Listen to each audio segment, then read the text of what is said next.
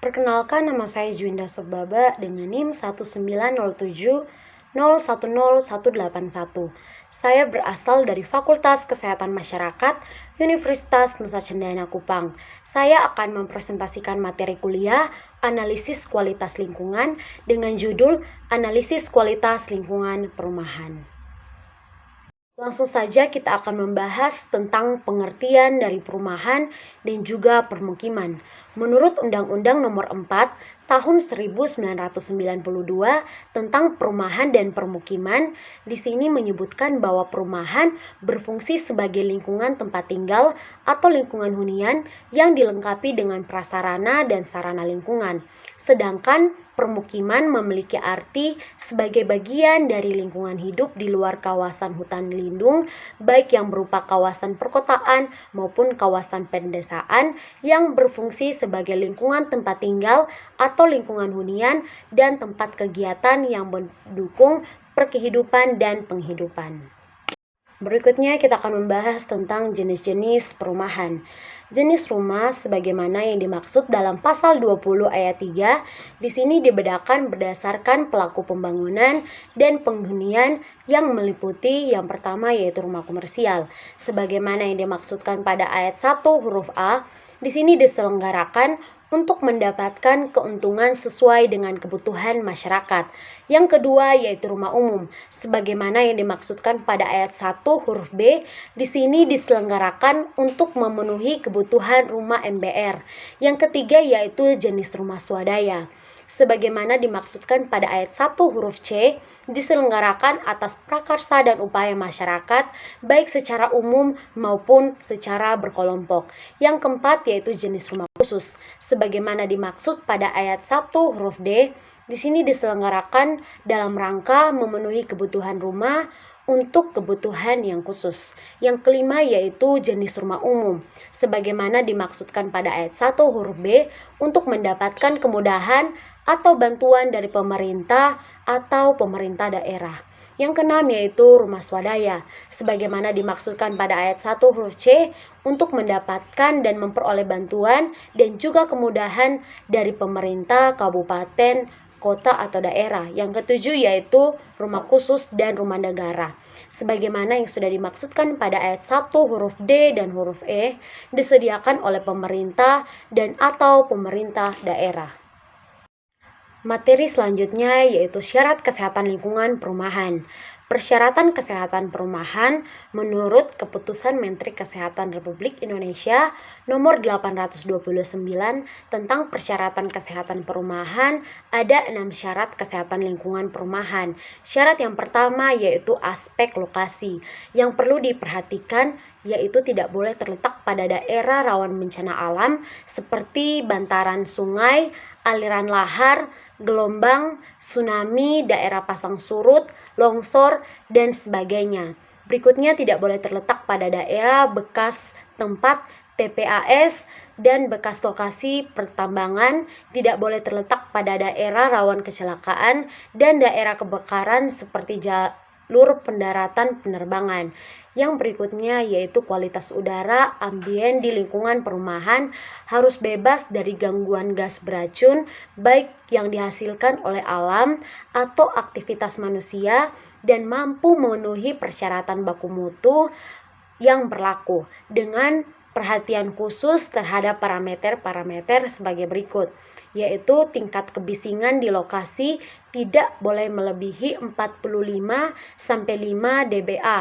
Gas berbau atau H2S dan NH3 secara biologis tidak terdeteksi. Partikel debu diameter harus lebih dari 10 zik, tidak melebihi 150 zik per meter kubik. Gas SO2 tidak melebihi 0,10 ppm. Debu tidak melebihi 300 meter per kubik per meter per hari. Percepatan getaran di lingkungan perumahan harus 10 meter per detik. Selanjutnya yaitu kualitas tanah. Kualitas tanah pada daerah permukiman harus mampu memenuhi persyaratan sebagai berikut. Timah hitam atau PB maksimal 300 mg per kilogram. Arsenik total maksimal 100 mg per kilogram. Kadium atau CD maksimal 20 mg per kilogram. Benzo atau A, piren maksimal 1 mg per kilogram. Syarat yang berikutnya yaitu kualitas air tanah. Kualitas air tanah pada daerah perumahan minimal harus memenuhi persyaratan air baku untuk air minum golongan B, yaitu air yang dapat dipergunakan sebagai air baku untuk diolah menjadi air minum dan keperluan rumah tangga sesuai dengan peraturan yang berlaku. Yang kelima yaitu binatang penular penyakit indeks seperti lalat di lingkungan perumahan harus memenuhi persyaratan sesuai dengan peraturan yang berlaku. Indeks jentik nyamuk atau angka bebas jentik tidak melebihi 5%. Syarat yang terakhir yaitu penghijauan. Pepohonan untuk penghijauan di lingkungan perumahan merupakan pelindung dan juga berfungsi untuk kesejukan, keindahan, dan kelestarian alam. Yang terakhir kita akan membahas tentang faktor-faktor yang mempengaruhi kondisi rumah sehat. Di sini ada 4 faktor. Faktor yang pertama yaitu faktor sosial budaya dan juga sosial ekonomi. Perubahan kondisi lingkungan juga dapat disebabkan oleh terjadinya perubahan demografi, sosial budaya, dan juga sosial ekonomi. Karena dalam masa krisis ekonomi yang berkepanjangan, tingkat sosial ekonomi sangat berpengaruhi bagaimana kondisi rumah dan kelengkapan fasilitas rumah itu sendiri. Sosial ekonomi dan sosial budaya yang lemah akan dapat memudahkan terjadinya penyakit dan lingkungan yang buruk. Berikutnya yaitu pendidikan. Pendidikan adalah segala upaya yang direncanakan untuk mempengaruhi orang lain, baik individu, kelompok atau masyarakat sehingga mereka melakukan apa yang dilakukan oleh pelaku pendidikan itu sendiri. Sedangkan pendidikan kesehatan di sini adalah semua kegiatan yang memberikan dan atau meningkatkan pengetahuan, sikap dan praktek masyarakat dalam memelihara kesehatan mereka sendiri.